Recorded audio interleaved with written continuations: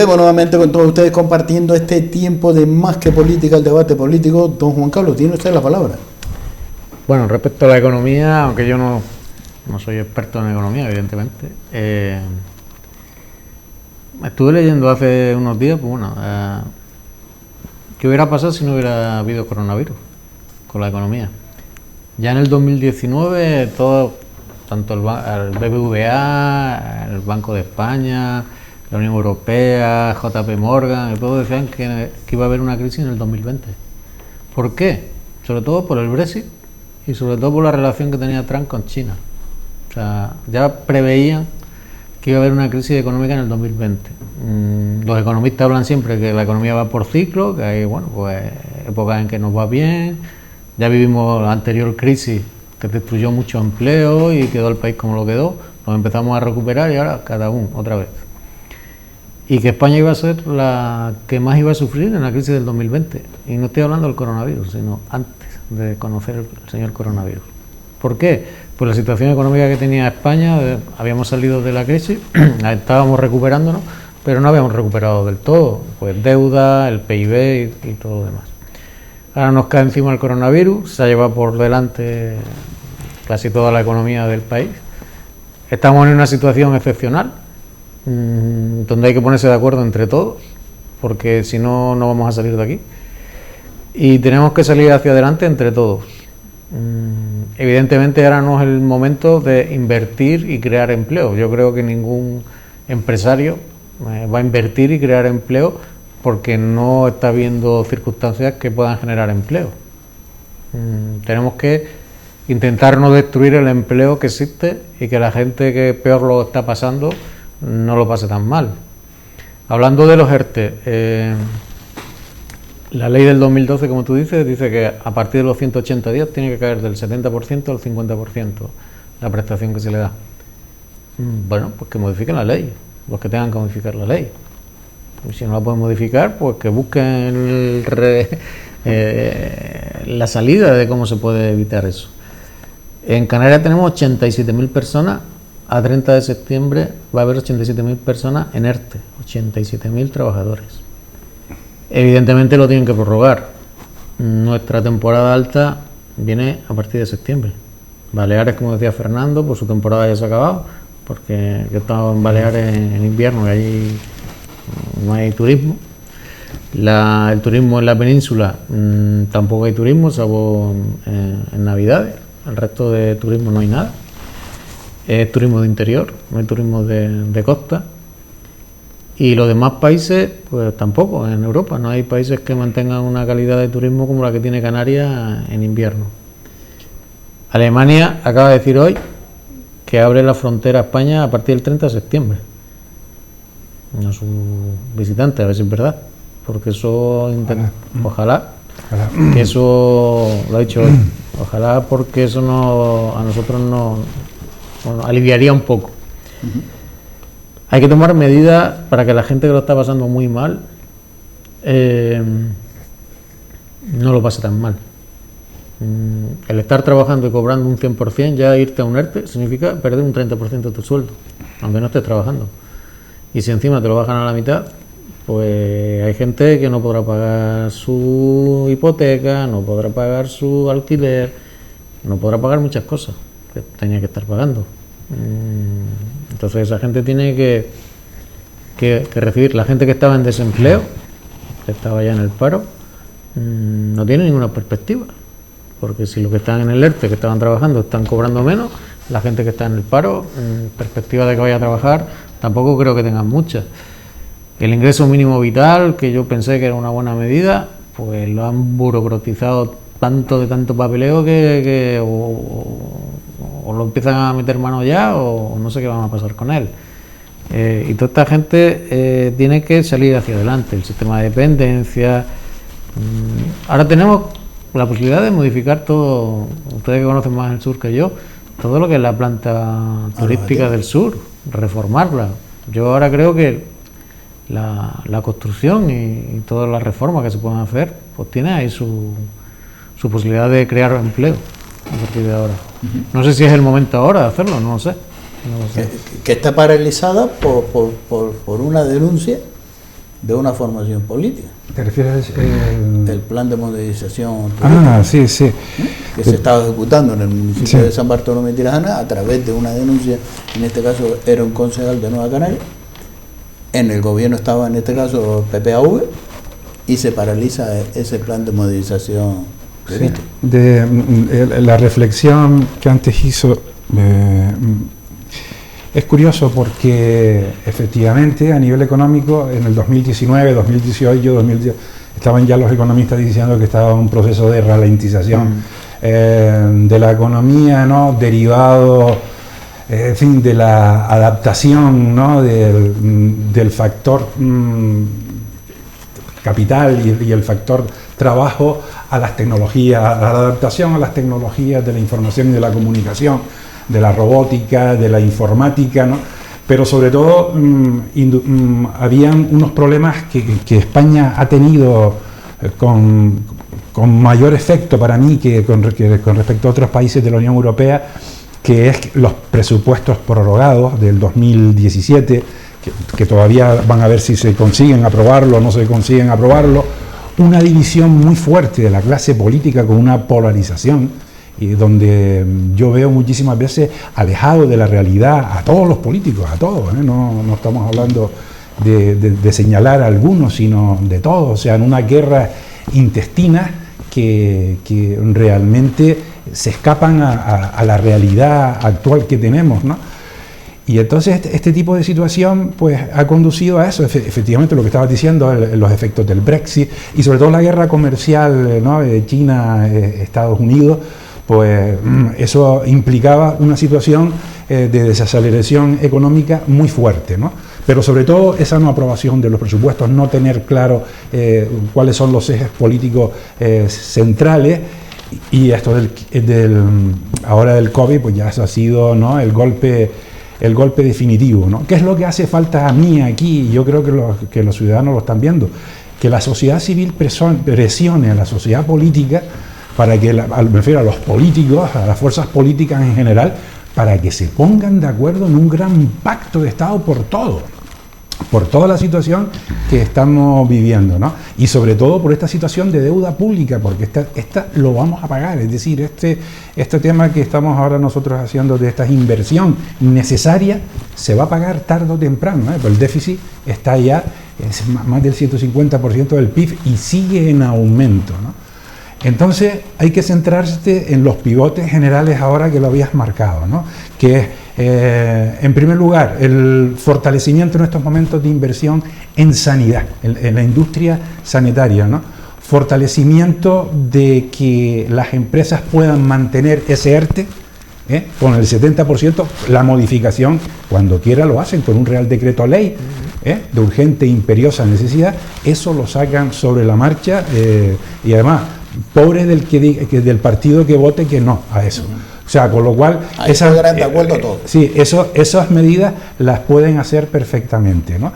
Y a partir de ahí es verdad que va a ser una situación nueva. Con el tema que estábamos hablando de lo del sur, de las inversiones. Ahora lo que está ocurriendo es que hay mucha gente que está comprando en el sur a bajo precio, porque es gente que no puede pagar y se está quitando de encima propiedades, porque sabes que los gastos de comunidad de propietarios suelen ser en el sur altos, y después el IBI, que el IBI se paga allí de una manera semestral. Entonces hay mucha gente que no tiene ya dinero y que no puede, lo que estabas diciendo, oye, no tengo para pagar las hipotecas, no tengo para pagarle ni siquiera en los colegios privados a mis hijos, porque no tengo ese sueldo, peligra, ¿no? Excepto en la función pública, ¿no? Pero lo que es la gente, ¿sabes? Los autónomos, y sobre todo los autónomos, que eso están ya en jaque mate, ¿no? Y los trabajadores con que puedan ser despedidos, ¿no? Esta situación es dramática, pero lo que estamos hablando, necesitamos una política en mayúscula, política en mayúscula, y es que se coordinen gobierno del Estado, las comunidades autónomas, porque para eso tenemos un Estado fantástico de autonomía, solo que hace falta una mayor coordinación, una mayor coordinación. Entonces, en el tema que estamos hablando del sur, de las políticas de inversión, hay una inseguridad jurídica. Si se puede alquilar vacacionalmente en las zonas turísticas, qué pasa con los residentes que viven en las zonas turísticas, ese principio de unidad de explotación que te obligan ¿sabes?, a cedérselo a una explotadora. En fin, esos temas están con una cierta inseguridad que se tiene que acabar con ella, para saber exactamente los operadores jurídicos qué es lo que hacer, ¿no? Porque ya hay leyes que si tú las aplicas mano militar, tienes un conflicto allí porque te terminas cuasi confiscando y expropiando, si aplicas una ley a rajatabla, la ley de modernización y rehabilitación turística, termina haciendo ahí una judicialización de estos temas. Por lo tanto, hay que ponerse de acuerdo para hacer ese diseño, ¿no?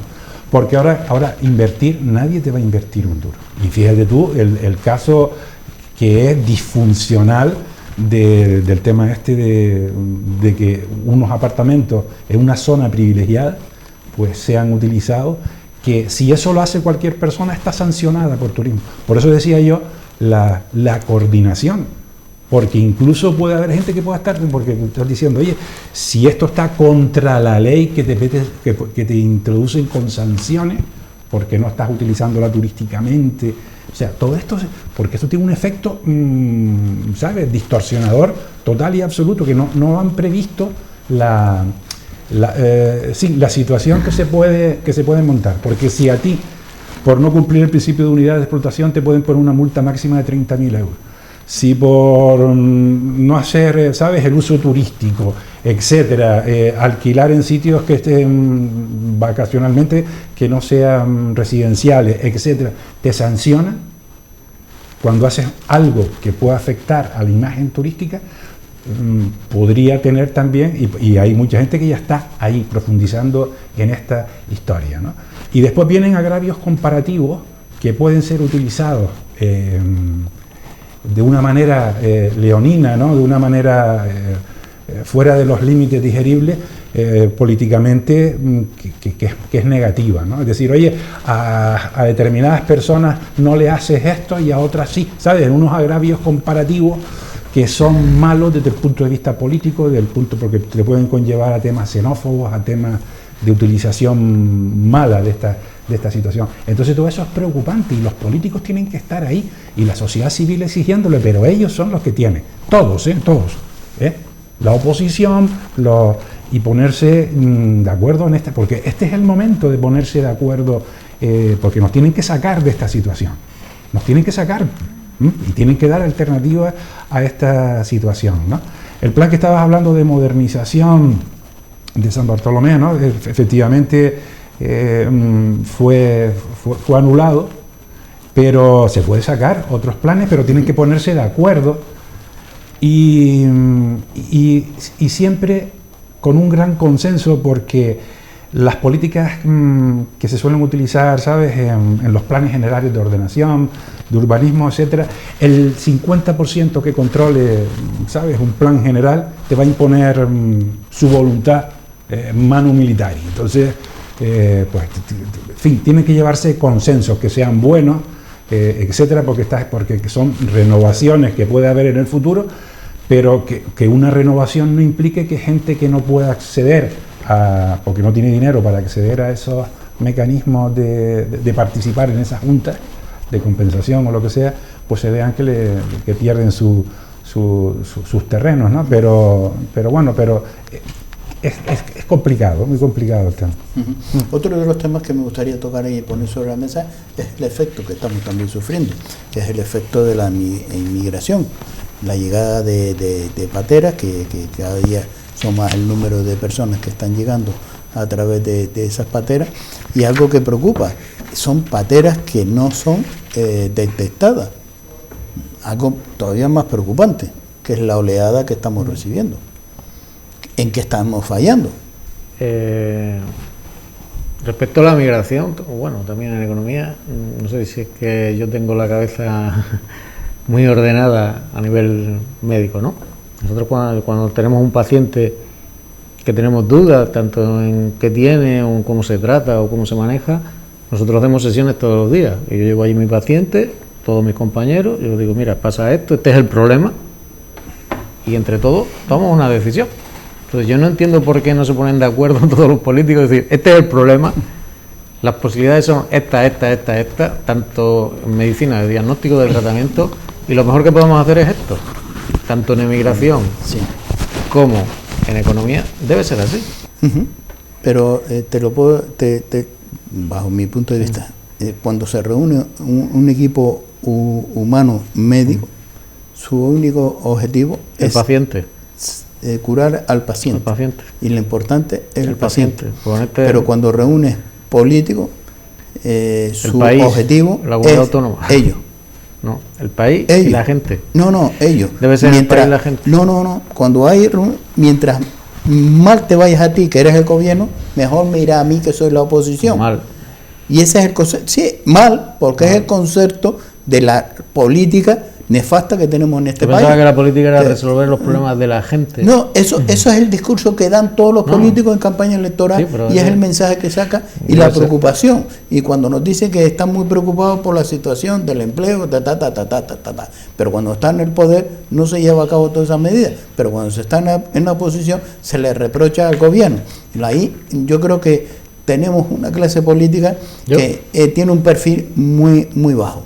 Yo la pregunta que me estaba haciendo estos días en casa, como estaba allí dándole vuelta a la cabeza sin hacer nada, cualquier gobierno que hubiera habido en este país, cualquiera, o la comunidad autónoma o en España, le hubiera pasado lo mismo con el COVID.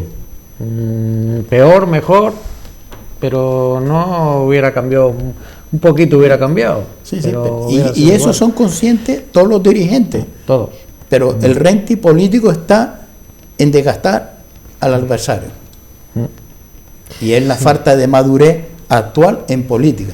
Ese consenso que siempre hablamos del 78, todavía le falta esa madurez.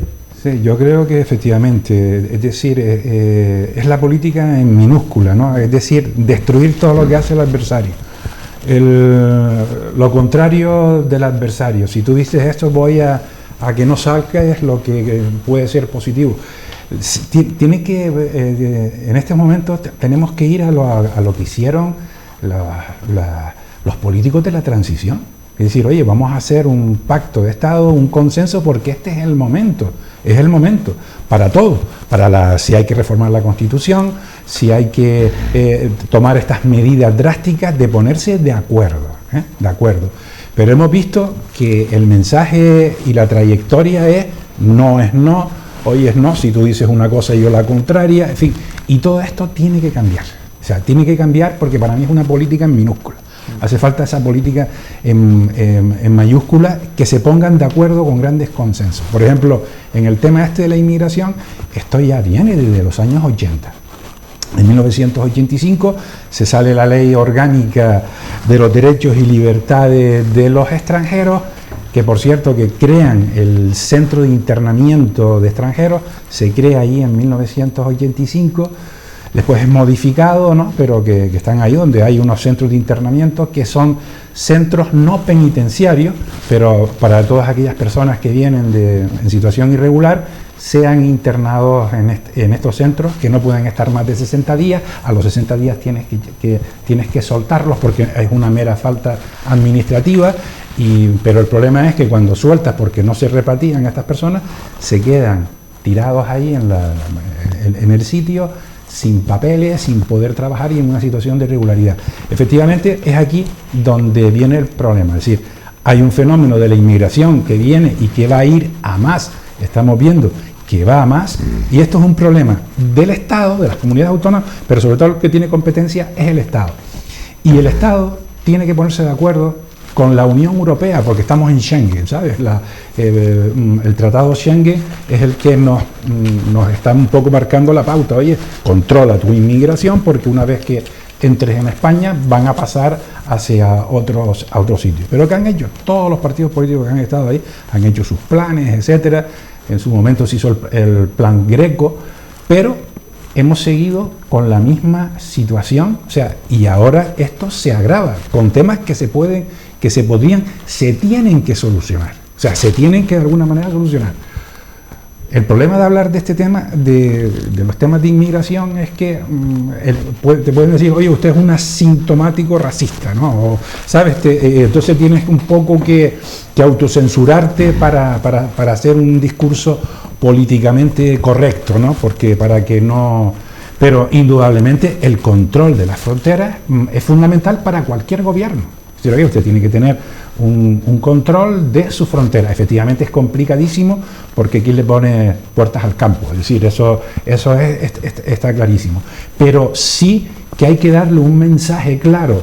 El Estado, la Unión Europea, por supuesto las comunidades autónomas, pero sobre todo el Estado, porque la Unión Europea de esto ha hecho dejación. Oye, que cada país solucione su problema, porque viste el problema que tuvieron cuando Lampedusa y Lesbos, que Alemania recogió no sé cuántos inmigrantes y ha tenido unos problemas ahí terroríficos, problemas entre los grupos políticos y sobre todo el planteamiento xenófobo que sale a relucir, ¿no? Y precisamente no se ponen de acuerdo en las políticas inmigratorias, pero ahora nosotros tenemos esos flujos terroríficos y que cada vez van a ir a más. Y como vean debilidad, que no hay unos radares que controlen perfectamente el sistema, pues resulta que hay un efecto llamada. O sea, quiéralo o no, hay un efecto llamada. Si a eso le unimos el tema de que se malinterpreta por no tener una coordinación adecuada, los políticos, los mandos, todas las consejerías, sobre todo vinculadas a turismo, trabajo, inmigración, pues indudablemente el efecto llamada está ahí. Y entonces, ¿dónde el Estado tiene que intervenir a todos los niveles para ver qué hacen con los CETI? Con el CETI, sabes que también es otro centro temporal de internamiento, pero esto es para la gente que pide asilo, ¿sabes? Asilo político, no es como estos centros de internamiento que ahí ¿sabes? No son penales, pero indudablemente, y también estaban en muy mal estado. De hecho, Barranco Seco, el juez de vigilancia penitenciaria, lo mandó a cerrar. Es decir, esto no está en condiciones, Barranco Seco, para tener en una situación indignante ahí a estos. Pero sí tiene que tener claro las autoridades con acuerdos de pactos de Estado de que si entran inmigrantes, esos inmigrantes tienen que estar tutelados. O sea, lo que no se le puede dejar es, y sobre todo lo que ha pasado ahora con el tema del COVID, que como consecuencia del COVID, cierre de fronteras, no los puedes tener encerrados más de 60 días. Lo has tenido que poner en libertad. Hay ONGs que se encargan de ellos, pero hay otros que... Entonces, este tema hay que solucionarlo.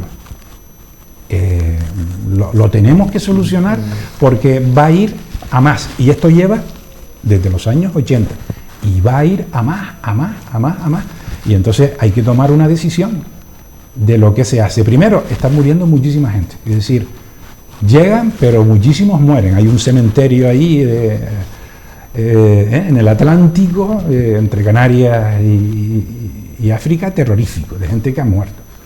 Después,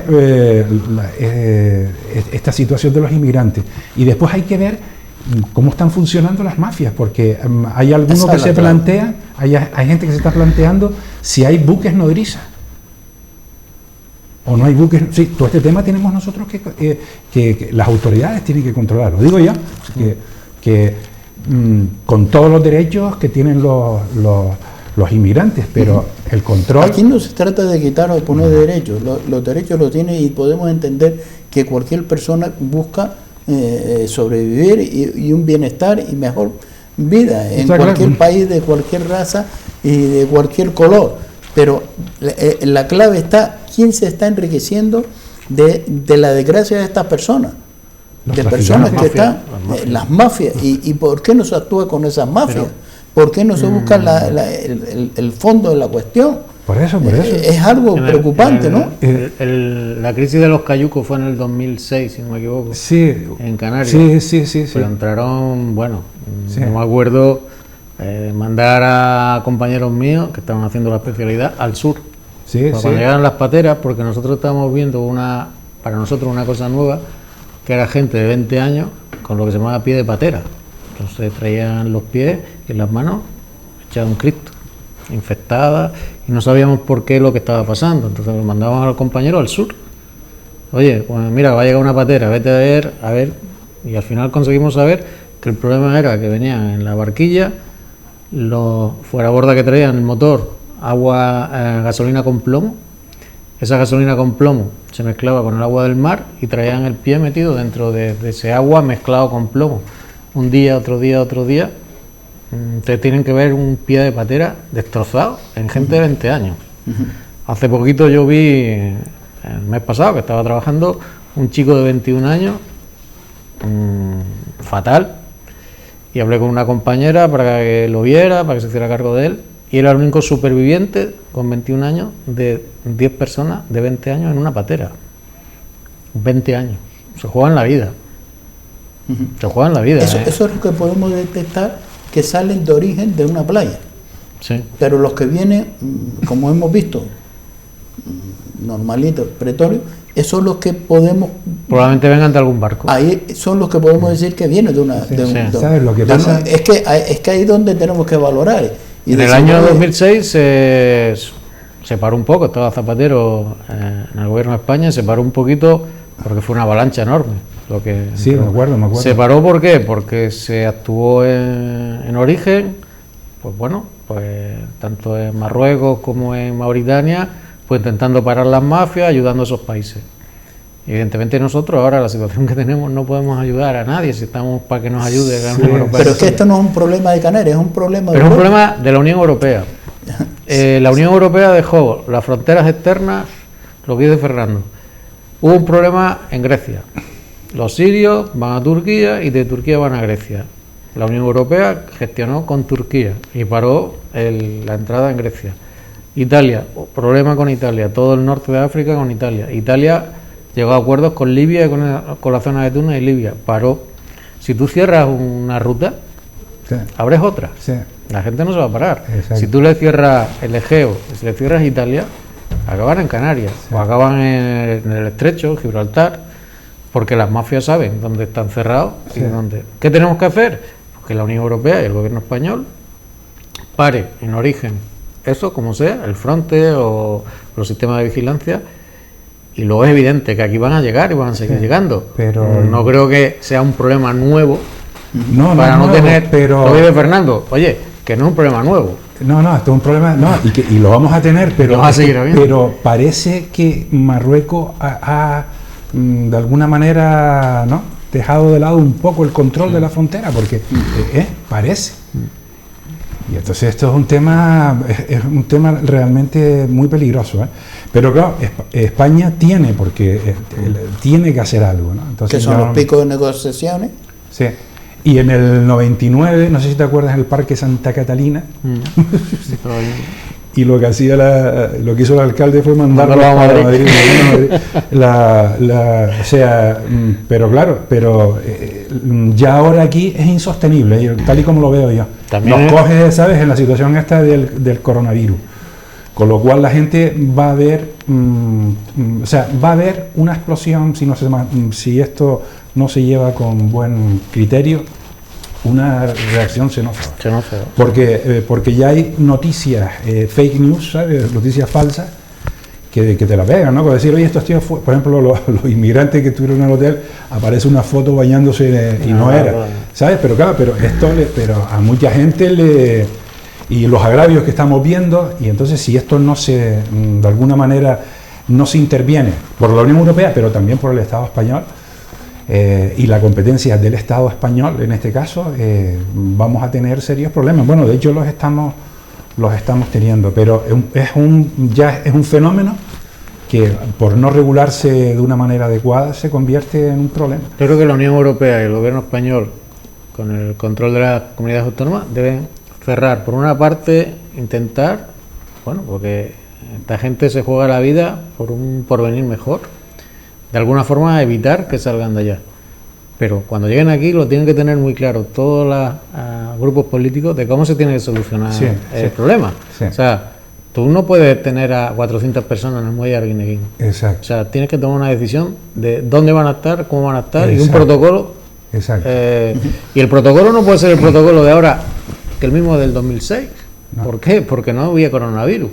Entonces a nadie le hacían la PCR para el coronavirus. Ahora hay que hacerle a todos los que llegan PCR para el coronavirus. Y habrá positivo y habrá negativo. Tendrán que ir a un sitio y tendrán que ir a otro. Sí. Pero todo eso lo tienen que organizar y ya. Exacto. Y sobre todo, que no se puede dejar abandonado a la gente, es decir, una vez que pasen esos 60 días, no lo has repatriado, no puedes dejar a esa gente en tierra de nadie. En tierra de nadie. Sí. Porque después hay gente, como dijo una vez aquí un policía, que cometen delitos incluso para que no se marchen de España, ¿no? O sea, para alargar que le salga. Pero eso ya lo podían hacer, lo pueden hacer. O sea, pero también es un problema del Estado. O sea, claro, no tiene por qué la Comunidad Autónoma Canaria asumir todo eso. Porque es que la inmigración, ¿sabes? Para mano de obra, tienes que cumplir la ley. La ley, oye, nos hace falta tantas personas para mano de obra. Pero los irregulares, ¿cómo lo hacen? Porque después están en situación irregular. Tampoco, no le puede dar trabajo, no le puede... De la inmigración en España, los países subsaharianos no son los primeros. O sea, que la gente piensa que es que los pateras son... No. El primer país subsahariano a nivel de inmigración en España está a partir del 30. O sea, hay 30 países por delante de, sí, de esos países africanos. Pero o sea, no entran por las pateras, entran por los aeropuertos también. Por los aeropuertos, mayoritariamente el aeropuerto después te quedas. Tienes un permiso de una estancia de... Yo he tenido... Vienen de vacaciones y las vacaciones se alargan. Yo he tenido en la planta un patera que me lo trajo la Cruz Roja y otro paciente de otro país que había entrado hacía no sé cuántos meses por un aeropuerto y tener que llamar a la Cruz Roja, y al final la Cruz Roja tuvo que venir la Policía Nacional a llevarse al patera, y yo le decía, oiga, y esta señora que entró por el aeropuerto, que lleva aquí un año de ilegal, ¿y por qué no se la lleva? Pues no. Los pateras se lo llevaron, a la otra señora no. Los dos habían entrado de forma ilegal, estaban de forma ilegal en España. Uno por un aeropuerto y otro por un... Fíjate el trato que se le da, ¿no? No, y después la gente pues huye, no quiere, ¿sabes? Huye de la policía porque si no te hacen un expediente de expulsión. Claro. Y te pueden repatriar, ¿no? Entonces, eso hay que solucionarlo y sentarse. Lo que no puedes es dejar a la gente tirada ahí. Oye, bien, venga. Los acogemos, pero los acogemos en condiciones. Sí, en condiciones. Y después a los menos, ¿no? Los menores estos, que una vez que sean 18 años, los dejas tirados también, porque ya el Estado no se hace cargo de ellos. Todo eso tienes que solucionar. Porque, ¿sabes? Dar una solución, porque si no tienes a personas que se pueden... Mi madre, yo hablé con mi madre, yo soy extremeño, me llamó esta mañana, esta tarde me preguntó, oye, ¿y todas las pateras? Digo, puf, anda, que no hay terreno en Extremadura para mandarlo, si tú quieres, te lo mandamos allí.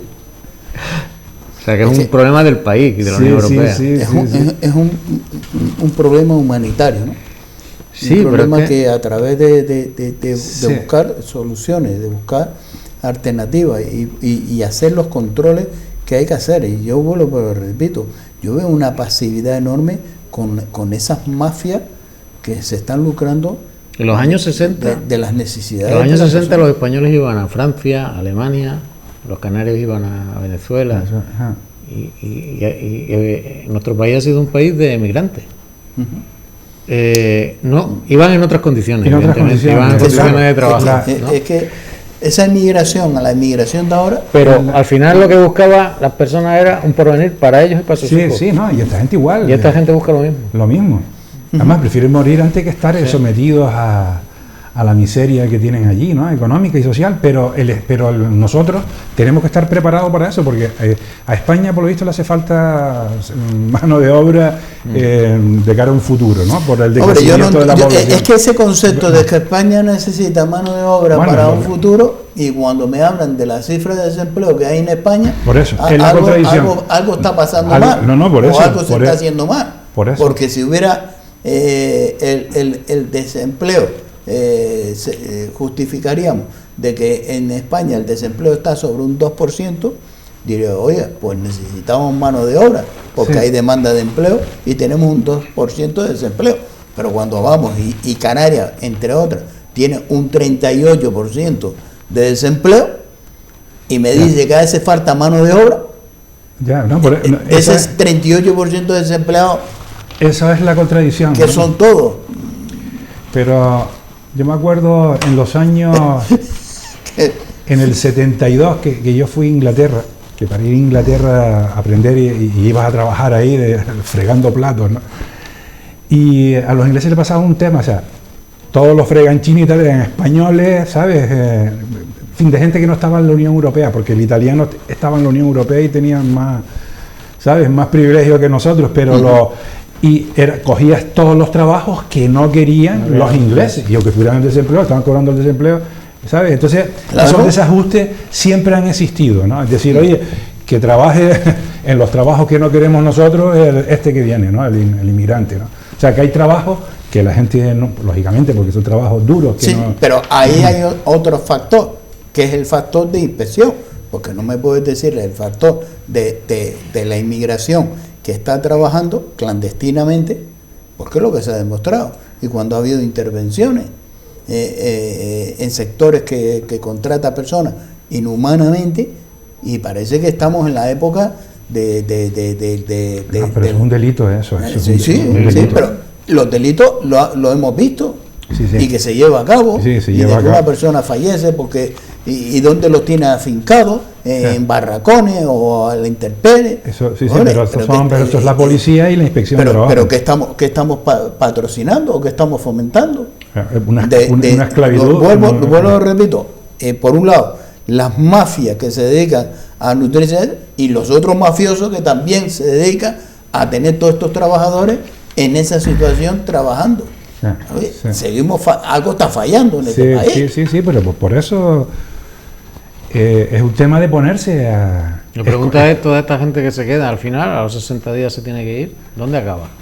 No lo sabemos. ¿Dónde acaba? No, ¿En este país? ¿En el resto de los países de la Unión Europea?